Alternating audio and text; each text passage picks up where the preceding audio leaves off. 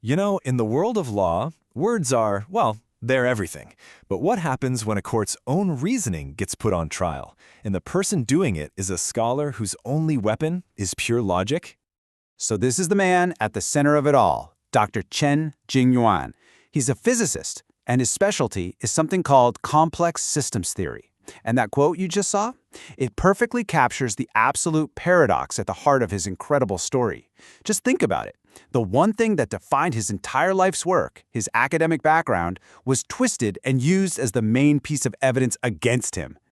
So, what are the facts? Let's just lay them out, plain and simple. Dr. Chen retweeted some stuff on Twitter. For that, he was charged under this notoriously vague law for picking quarrels and provoking trouble. And the result?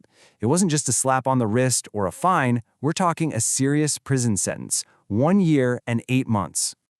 I mean, how does that even happen?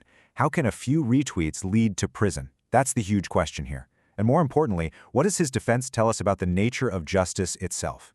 All right, let's dive in. We're going to break down Dr. Chen's incredibly detailed defense and see how he deconstructs the court's entire verdict, piece by piece, pillar by pillar.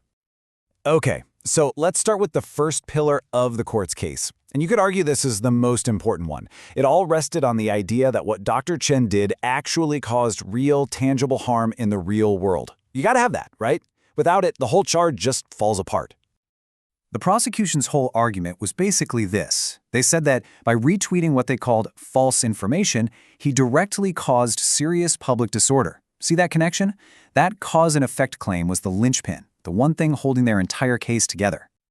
So how did Dr. Chen respond? Well, he came back with this really powerful three-pronged attack. He didn't just say, nope, didn't happen. He went after their claim from every single angle you can imagine. A scientific one, a legal one, and one based on cold, hard, real-world evidence. First up, his scientific rebuttal. This is where he brought his day job into the courtroom. Using his own expertise, he explained that social networks are what you call robust systems. He, with less than 100 followers, was what's known as an edge node. A great way to think about it is like being one person standing way on the edge of a giant crowd. His point was that, scientifically, it's just not possible for a few retweets from an edge node like him to trigger some kind of system-wide avalanche of chaos. I mean, it's like throwing a single pebble into the ocean and then getting blamed for a tsunami. The physics just don't work.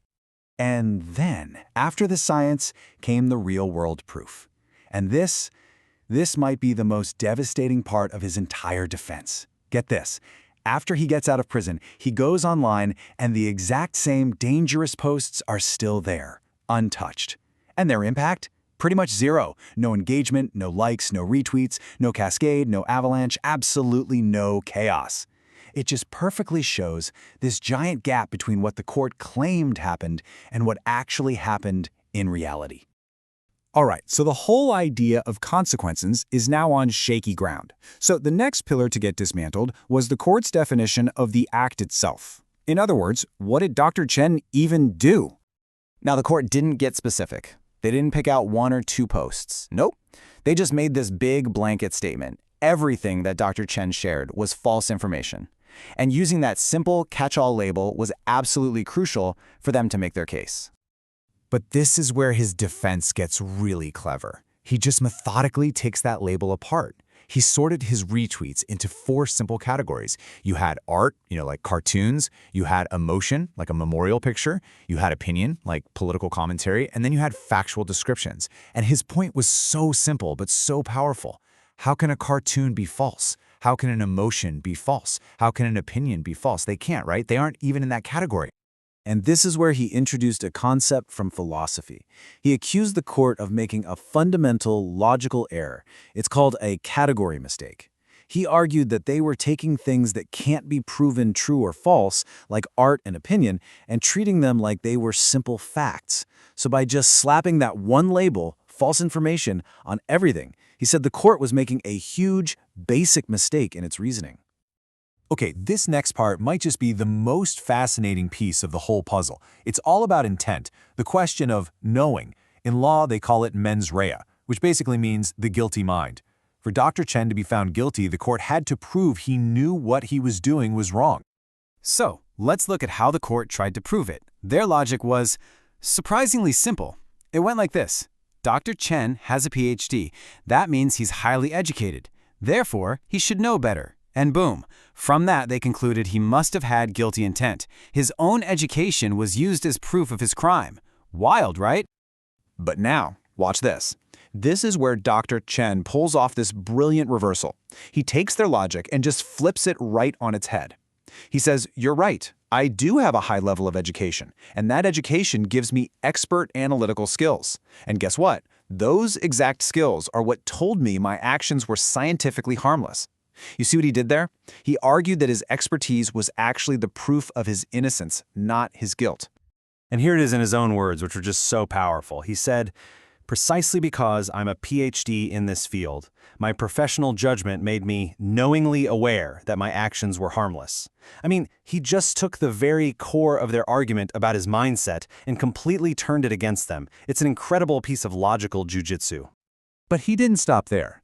Dr. Chen's defense wasn't just about picking apart the criminal charges against him, he took it to another level entirely. He escalated his argument right to the top, claiming the whole verdict wasn't just wrong, it was fundamentally unconstitutional. And he wasn't just making a vague claim, he pointed to specific articles right there in China's own constitution. Article 35, which guarantees freedom of speech. Article 36, for freedom of thought.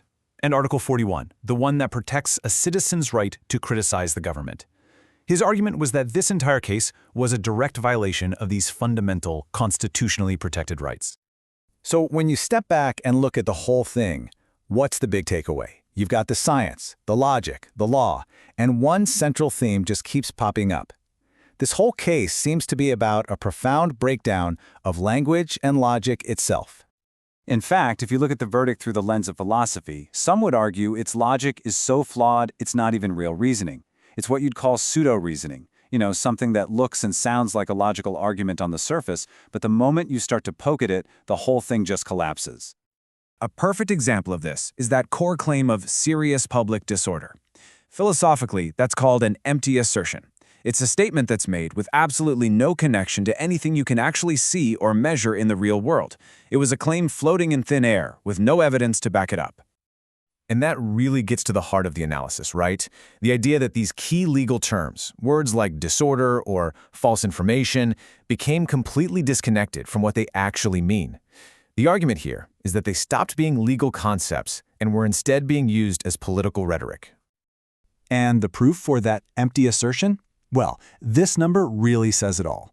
0. That's how many real-world incidents, offline protests, or any kind of documented chaos the court could actually point to as evidence of serious public disorder. A big, fat 0. Which brings us to one last, really provocative question to think about. Dr. Chen's defense, when you boil it all down, wasn't just about proving his own innocence. It was a defense of logic itself, a defense of language. And it forces us to ask a really fundamental question. If a court's verdict is built on words that have lost their meaning and on logic that completely contradicts itself, can we still call that justice?